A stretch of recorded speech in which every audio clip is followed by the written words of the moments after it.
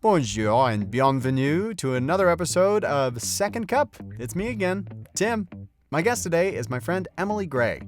Emily and I actually went to high school together back in Libertyville, Illinois, way back in the day, and she has since found her way into an incredible career with the Chicken Salad Chick restaurants in the southeastern United States. Now, top off your beverage, get comfy, and enjoy this episode of Second Cup. Hello, Emily Gray. Hey, good morning. How are you? I'm so good. It's so good to see you. How you doing? Oh, I'm so good. This is so exciting. Thank you for having me on. Oh my I God. appreciate it. Yeah, thank you so much for reaching out. When I saw your email, I was like, this can't be the same Emily Gray from Libertyville High School. But I am so genuinely happy to talk to you about all this. And cool. Thanks for making time to join me. Where are you coming in from? So I am in North Little Rock, Arkansas right now at one of our restaurants over here. Yeah. Awesome. So Very Salad cool. Chick. Yes. Awesome. And what are you drinking for coffee this morning? Well, I've had my coffee and I've gone to hydrating. So drink your Heffen water. Yeah. It gives me my hourly reminders to drink. That is hilarious. For people who are just listening and not watching, she has a water bottle with a cow on it. It says, drink your Heffen water. Yep. That is amazing. So, yeah, I love it. I love cows, so it's cute. Oh, my gosh. Well, Emily, I would love to kick off with just a quick catch up of so we went to high school together in Libertyville, Illinois. And just catch me up really quick, where you've been, what your ties are to the South, because I know Chicken Salad Chick is a Southern exclusive franchise, at least to my knowledge. And then we'll dive into to everything else. Cool. Well, thank you. So, so we went to Libertyville High School together, where it's far too cold for me. So we got in a car and started looking at schools in the South. I mean, really, my grandmother is from Eastern Kentucky. So I thought, Kentucky is a great choice where it's also too cold. So we kept going, and I found Auburn, and I love Auburn. My sister ended up coming to Auburn with me two years later. And so I lived there for about 10 years, and that's where I found Chicken Salad Chick. Awesome. And then that's taken me on this whole new journey over to Arkansas. So I've gotten to travel a lot across the Southeast with Chicken Salad Chick, and it's been really exciting, a lot of fun. That's so cool. And what a serendipitous tie into Chicken Salad Chick. I love that you sent me also the How I Built This episode with her on it, because that is one of my favorite podcasts. And she, the founder of Chicken Salad Chick, also went to Auburn, right? Yes, she did. So I was just a freshman and I loved it down there, and I said, I'm going to stay here. And my dad's like, well, you should get a job then. And so and what's funny is, growing up, I never ate chicken salad. My mom was like, oh, it's just some chicken and mayonnaise, kind of gross, you know? And so my friend in college invited me. She's like, let's go. It's this little tiny place. It's locally owned by this lady. We'll go. I'm like, okay, whatever. And there was just this overwhelming feeling of joy and happiness and excitement when I walked in there. And these girls are handing me samples of chicken salad. I'm like, how can you make chicken salad all these different ways? What in the world? But it was just such an overall positive experience. I saw they were hiring. I'm like, well, I could do this, you know? So I applied and I was hired by Stacy. It was when we just had one little store there in Auburn. And it was just such a great culture, and I loved it there. So I worked there for 3 years in college, and I continued on to get my master's in education at Auburn, and I did teach. And I love teaching. I love developing young people, which I think I still do in this role. But the culture where I worked was not as positive as Chicken Salad Chick. So after a year, I called Chicken Salad Chick back, and I said, what can I come do? Because I want a career change. So we love a pivot. Yeah. So it was funny, though, because I went into corporate training for them. So I helped create some training content, and basically using my degree in curriculum design to help design some curriculum to go open up these franchises. So when I became a corporate trainer, there were probably 68 or 70 restaurants. And I traveled with them for 3 years.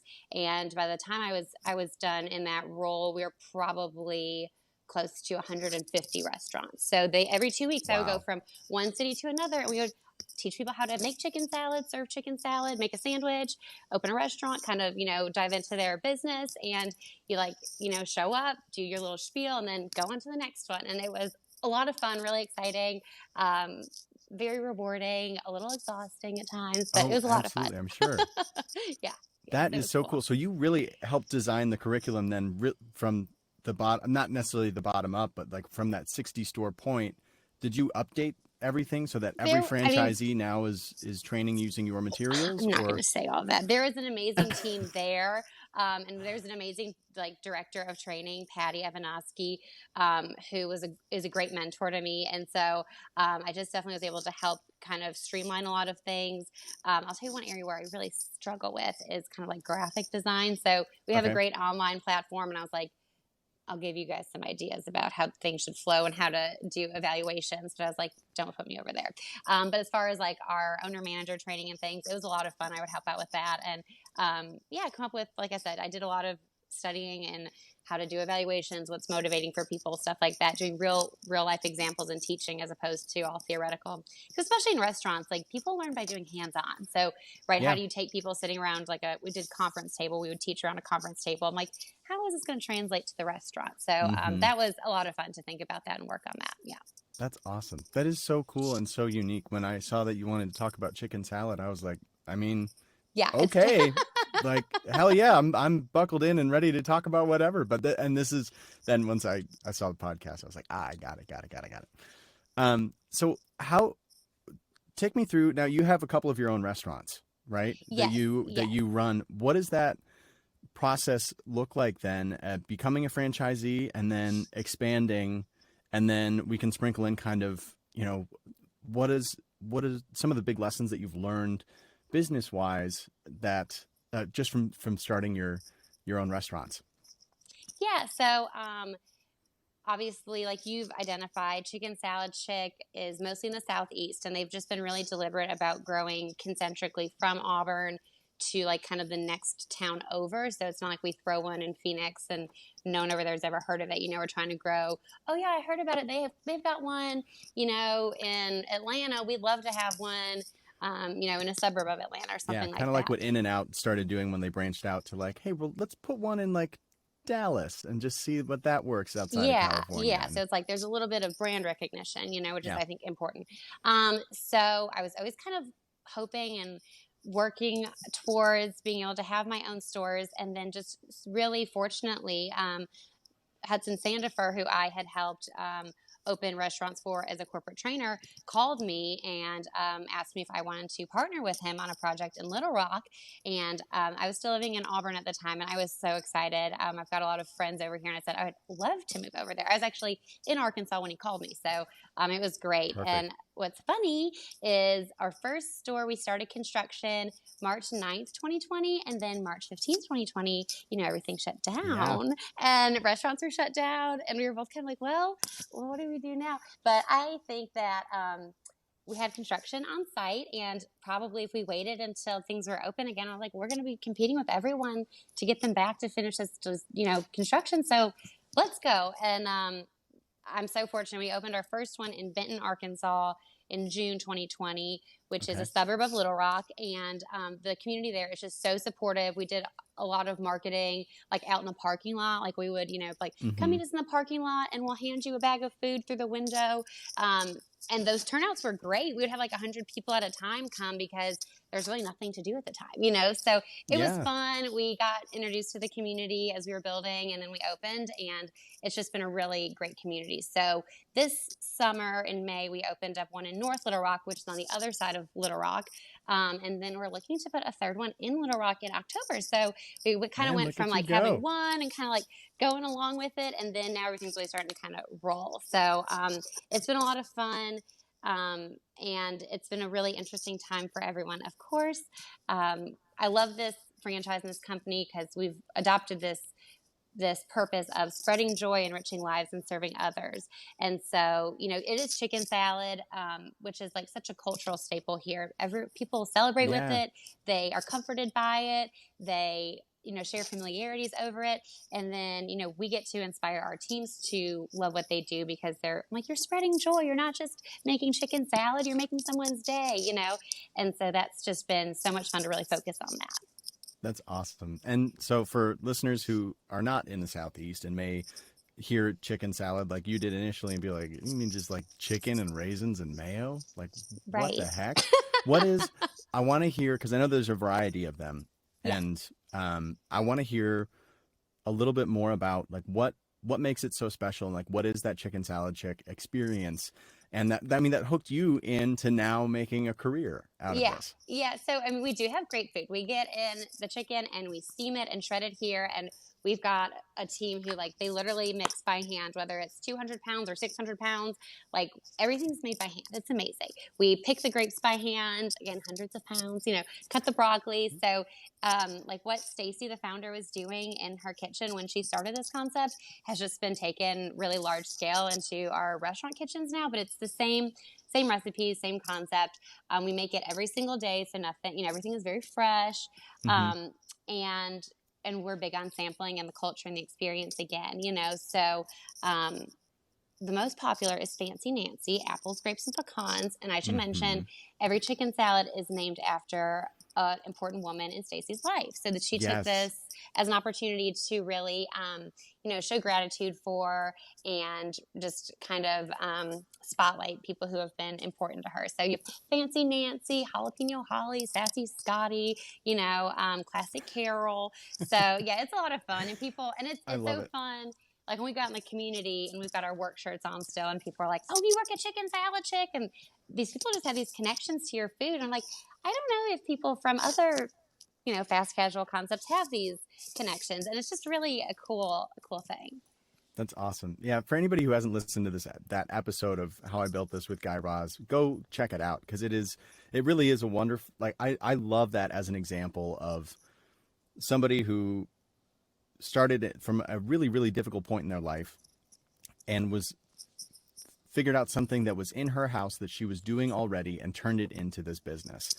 And that if you're struggling with anything or starting a business, all you have to do is literally start.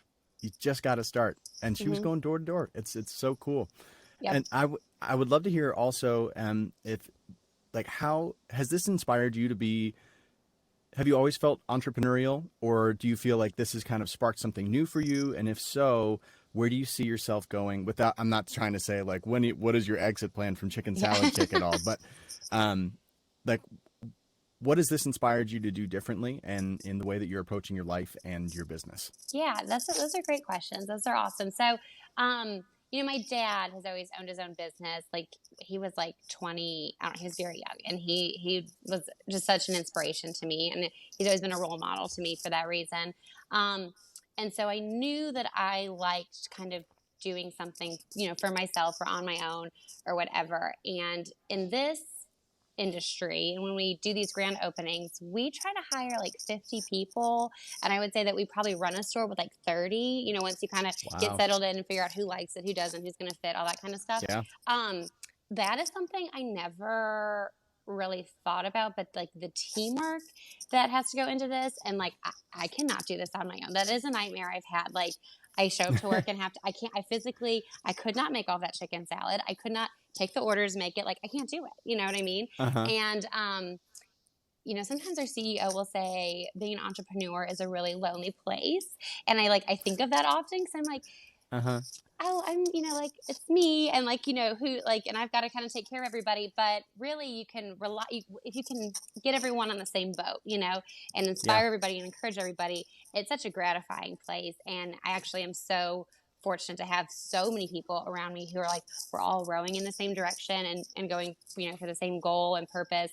And it's just wonderful. But I never thought about business and how important people are. But that's what this is it's a people business. Like, at any given time, we've got 20 people in here working, like, closely. It's not like we're in cubicles. Like, we're all standing around each other, moving around the kitchen, having to work together, and we try to have a really good time while we're doing it. And that's a lot of people to all get along and work together. And then Yeah. another shift comes in and has to take care of the restaurant, so the morning's well taken care of. And then, of course, we have our customers who we need to take care of and care for. So it's really amazing when all of that starts working together, and you see, like, the whole chicken salad thing is amazing, and that works. We know that works, but it's the people part that is so much fun, and truly what's so rewarding, but also could be really challenging. Yeah, I imagine. It's Yeah. and within that challenge, how have you navigated taking on those leadership roles? Because at least in my experience of taking on leadership roles and stuff outside of when I was working in retail environments, that transition from kind of kikiing with everybody and hanging out to, okay, now I've got more responsibility and I have to execute, but I still want to create a culture of inclusivity and fun. How Hmm. did you navigate that, and what did that look like? Hmm. Well, I'm certainly still navigating it, and I'm no expert. That's great. I will make mistakes every day. Forever in Um, process. Yes. yes, but I just try to find people to look up to and talk to, and podcasts to listen to, and just get as much feedback as I can, or just have the best examples. So I think about like what it was like working for Stacy at the beginning. I think about what managers I've had. I think about um, different bosses I've had or I've seen, or people who I was like, wow, they did great with their job. Or, I asked my employees, well, why did you leave your last job? What didn't you like? And people so often like, oh, the manager would just schedule me and never tell me. People really value their time. And so Mm-hmm. that's something through COVID, through a hiring crisis, through all this crazy stuff. I'm like, I can't pay you $1 million a year, but I think I can give you the time you want. So if you need some days off, if you need to shorten your shift, if you need to leave early, like let's communicate and I can give you the gift of time. And I Yeah. think that's really kept a lot of people happy. So again, I'm no expert, but that's a little tip I think I can share. Um, let me think. I've probably got 10 people who are like in management roles. All of Okay. them came in as team members and we've developed all of them. So they're all people who have been with me for about 2 years, some 1 year, 1.5 years, 2 years, and they've all grown with the company and loved it, and been promoted. And now I've got two girls who started as like literally making sandwiches or making chicken salad, are general managers of restaurants, and I love Wow. that. And again, I think you've got to show people there's opportunity and they can be rewarded if they work hard and all. So Mm-hmm. those are things I try to do and focus on. But definitely giving feedback to people is important. So I'll share another podcast I Oh listen yeah. to, Radical Candor. Have you ever heard of it? I've read that book. Oh, good. I I think it's great. love that book. Radical Candor, The Subtle Art of Not Giving a Fuck, and Essentialism Yeah, yeah. completely changed my leadership game. And anybody listening should look into those, reading or listening to them, because they really are. They're easy reads, and it's not like you have to be a C-suite level leader to be really finding value in these, but it really teaches you how to delegate, how to have open, honest communication, communicate the why, Hmm. urgency Hmm. versus importance, Yeah. and so it's yeah, it's great. I love that you listen to that. Yeah, It's yeah. Just hearing it's like, oh, like, that makes sense. Like, why didn't I think of it? But it's hearing it and then practicing it, and it does make a mm-hmm. huge difference with the rapport you have with your team for sure. So those are really good. Yeah, that's awesome. Yeah, yeah, it's fun. So as far as where to go from here, I love the people development, and again, like I just kind of hark back to thinking about education and like kids, students, and I hire a lot of teenagers and see them grow. And like my first crop who started at 16 at my first store, they're graduating, going to college now.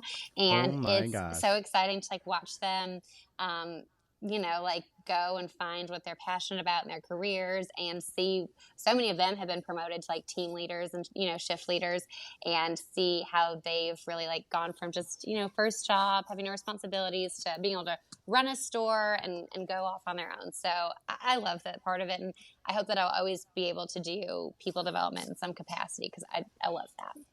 Yeah, it sounds like you've really created an incredible environment and opportunity and career for yourself, where you still get those parts of the education world that you value the most, which is that connection and development and even curriculum development, Yeah. and incorporated it into something entirely different that is more fulfilling for yourself. Yeah. That's Yeah, it really, is. really awesome. Yeah, I think it's so important to find something that gives you purpose, and like you've got to look at what you're doing that's bigger than the four walls or whatever. So I like to help people find that for themselves too.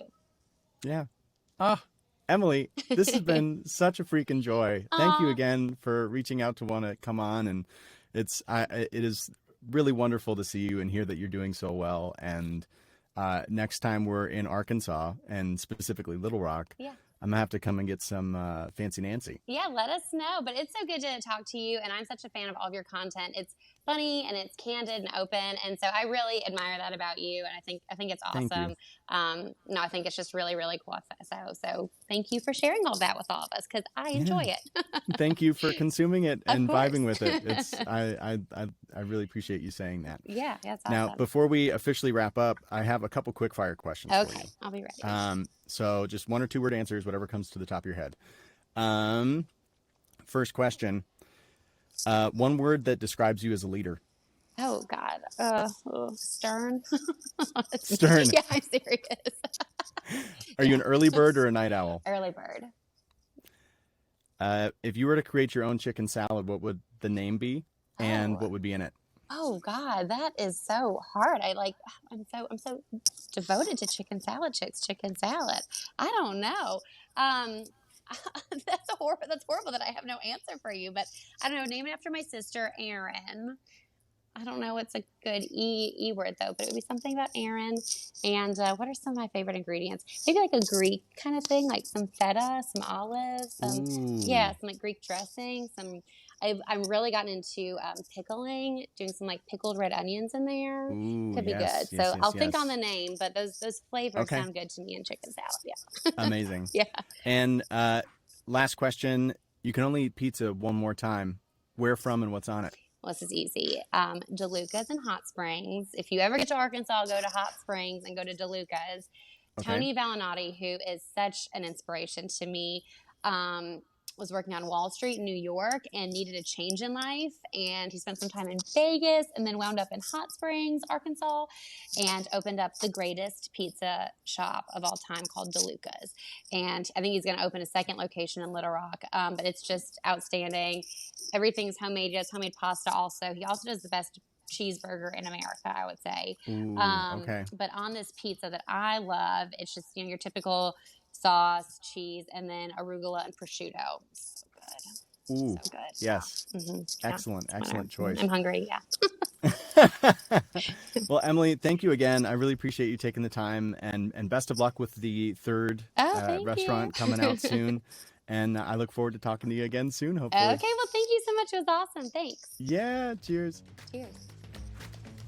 Thank you so much for listening to this episode of Second Cup, featuring our special guest, Emily Gray. To connect with Emily, learn more about her stores, and more, follow the accounts BentonAR_Chick and North Little Rock AR_Chick. These are also listed in the episode description for correct spelling. This show is recorded and produced by Tim Heller Creative, LLC. If you're a small or large business and would like to sponsor the show, please reach out to tim@timhellercreative.com and we'll have a little chat to see if we're a good fit. Tune in next time for another incredible conversation and a wonderful cup of coffee.